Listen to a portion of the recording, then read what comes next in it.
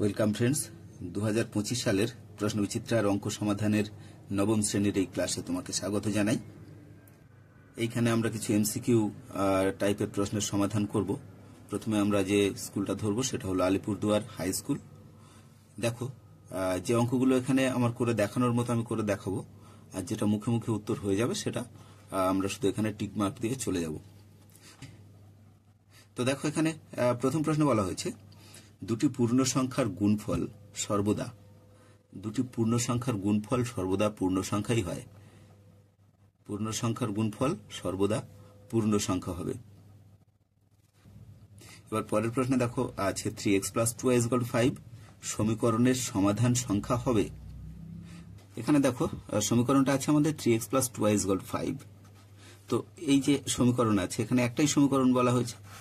এই একটা সমীকরণ যখন আমরা বলবো, এটা একটা সরলরেখার সমীকরণ বা রৈখিক সমীকরণ বলা হয় এগুলোকে। তো এই সমীকরণের যে সমাধান বলতে আমরা কি বুঝি? সমাধান বলতে এখানে x আর y এর মান যদি আমরা বসাই, আমাদের সমীকরণটা লিখে নিই আগে, 3x + 2y = 5। এইখানে আমরা x আর y এর কোন কোন মানের জন্য আমরা এখানে ডান দিকে 5 পাবো, সেইগুলোই হচ্ছে ওর সমাধান। দেখো, না বুঝতে পারলে আমি একটু অন্যভাবে বলি। এখানে মনে করো 2y = 5 - 3x, এরকম ভাবে আমি সাজিয়ে নিই, তারপরে বুঝতে পারবে। y = 5 - 3x/2 এরকম করে নিলাম। গ্রাফ করতে গেলে তোমরা যেটা করো সেই জিনিসটাই করছি। তো এখান থেকে আমরা x আর y এর মান বের করব।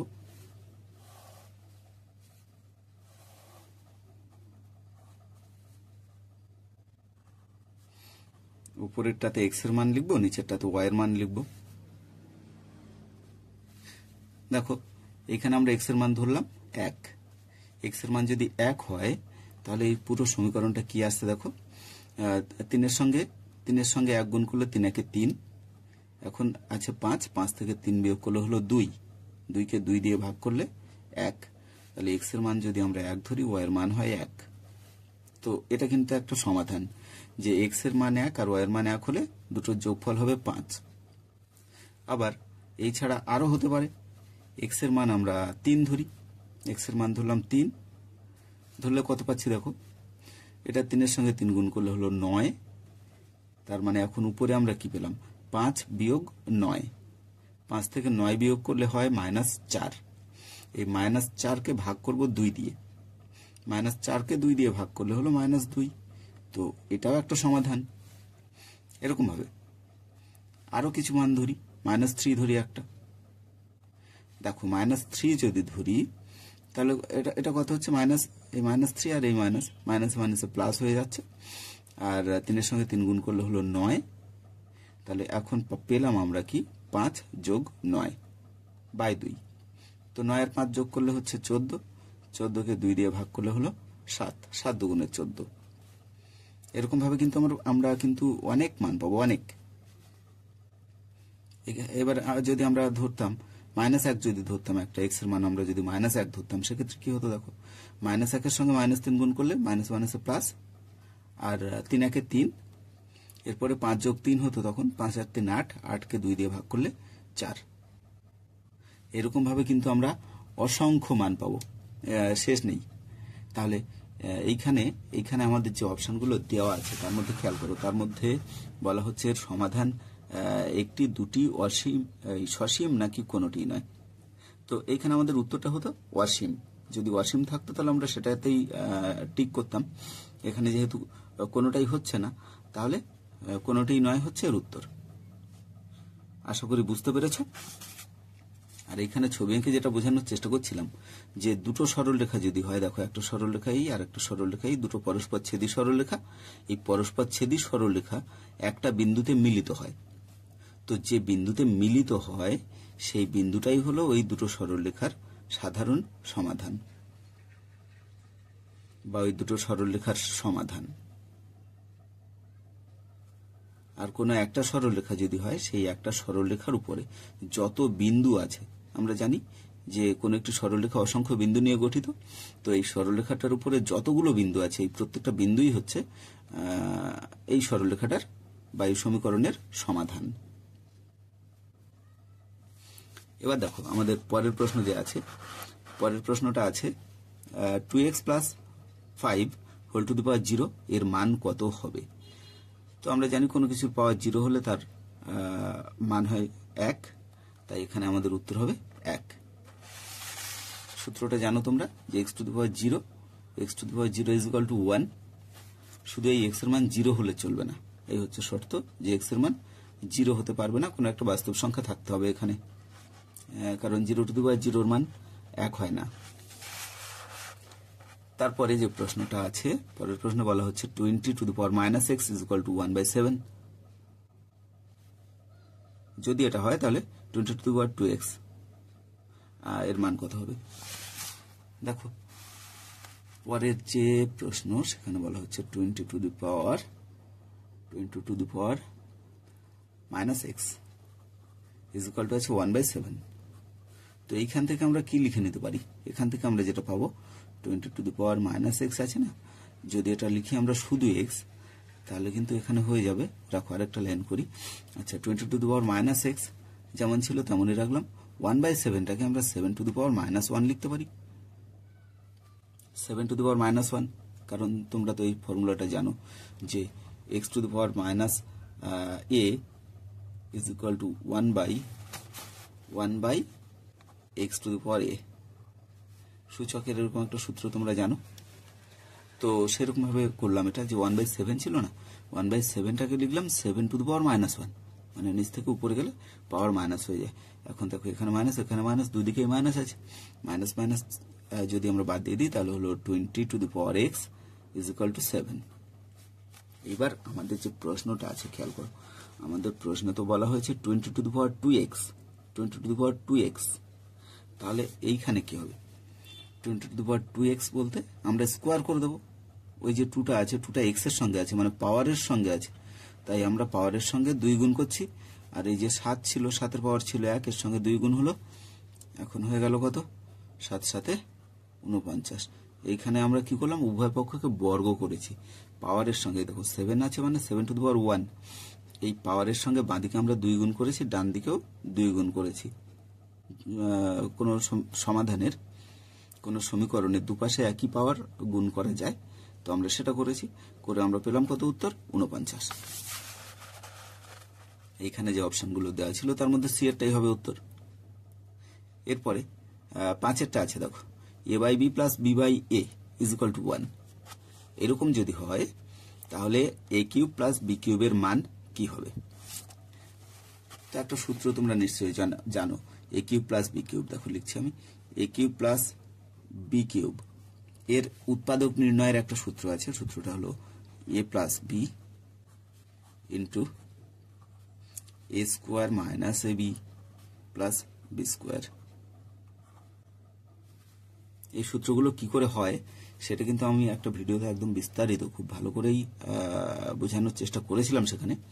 তোমরা যদি ওই ভিডিওটা দেখো তাহলে কিন্তু এখানে প্রত্যেকটা সূত্র তোমরা বুঝতে পারবে যে সূত্রগুলো আসলে কি করে হয়।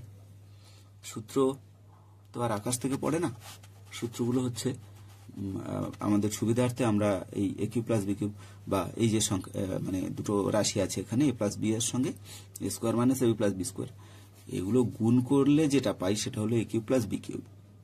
তো সেই গুণ না করে এটা সংক্ষেপে আমাদের মনে রাখা, সেটাই হলো সূত্র। তো চলো আমরা যেটা করছিলাম সেটা করি। আমাদের যে শর্তটা আছে এখানে দেখো, এখানে বলা হয়েছে a by B plus B by A is equal to 1। তো ওটাই লিখি, a by B plus B by A is equal to 1, এটা দেওয়া আছে। তাহলে এইখানে আমরা একটু সরল করি। লসাগু কত হচ্ছে, লসাগু হচ্ছে এবি লসাগু হলো, তাহলে উপরে পেলাম দেখো এর সঙ্গে এ গুণ হয়ে যাচ্ছে হলো এ স্কোয়ার, বি এর সঙ্গে বি গুণ হলো B square is equal to 1। তাহলে হলো A square plus B square is equal to, এই যে এবি আছে নিচে, এটা একের সঙ্গে গুণ হয়ে যাবে ইজ ইকুয়াল টু এবি। তাহলে এখন হলো A square minus AB plus B square is equal to 0। খেয়াল করো, এই যে প্লাস এবি আছে না, প্লাস এবিটা আমরা বাঁ দিকে নিয়েছি, প্লাস এবিটাকে বাঁ দিকে করে নিয়েছি, তাহলে এটা হলো মাইনাস এবি ইকুয়াল টু 0। তাহলে এখন আমাদের যে সূত্র ছিল এ কিউব প্লাস বি কিউবের, খেয়াল করো এ কিউব প্লাস বি কিউবের মানটা তো আমাদের দরকার। তা এ প্লাস বি আছে, সঙ্গে এই জিনিসটা আছে A square minus AB plus B square, যার মান হলো 0।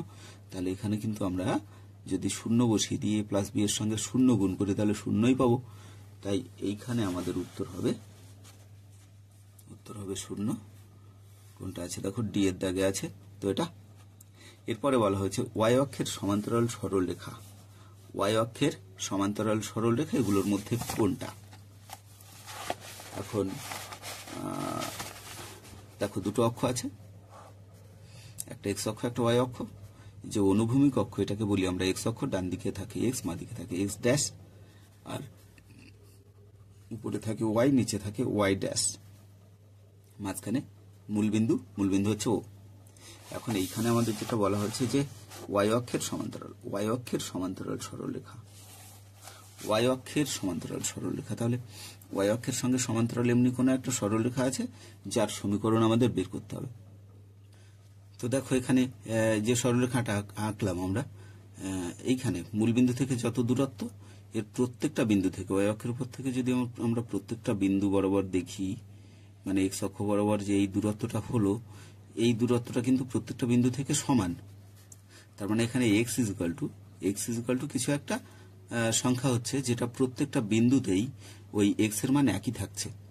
মানে প্রথমে আমরা এক্স ইকুয়াল টু মনে করো এখানে যে কোনো একটা একক গেছি, এখান থেকে এই দূরত্বটা 1 2 3 4 5 যা খুশি হতে পারে। তো আমরা ধরলাম যে এখান থেকে এই বিন্দুটার দূরত্ব হচ্ছে 5, 5-এর পরে উপরে 1 গেলাম তাহলে এটা পেলাম।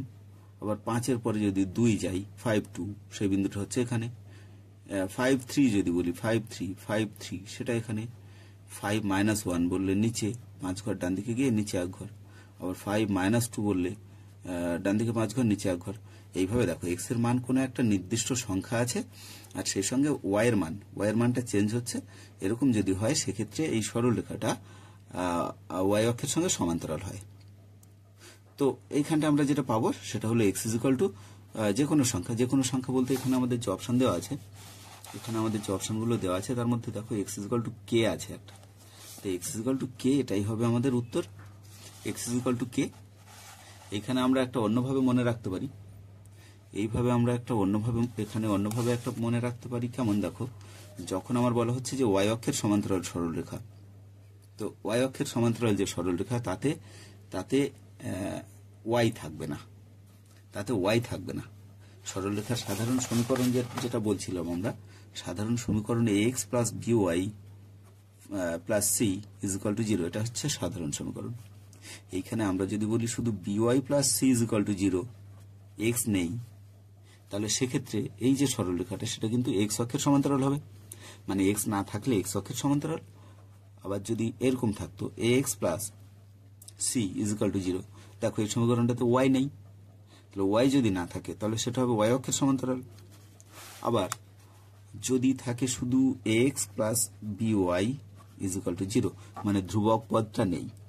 এই ধ্রুবক পদ না থাকলে কি হবে, সরলরেখাটা মূল বিন্দুগামী হবে, অবশ্যই মূল বিন্দুগামী। মানে দুটো সরলরেখা যে বিন্দুতে ছেদ করলো সেই বিন্দুগামী কোনো একটা সরলরেখা হবে। তো এটা মাথায় রাখবে। আবার দেখা হচ্ছে পরের ভিডিওতে। তত সময় সবাই ভালো থাকো, সুস্থ থাকো, আর বেশি বেশি করে অঙ্ক প্র্যাকটিস করতে থাকো।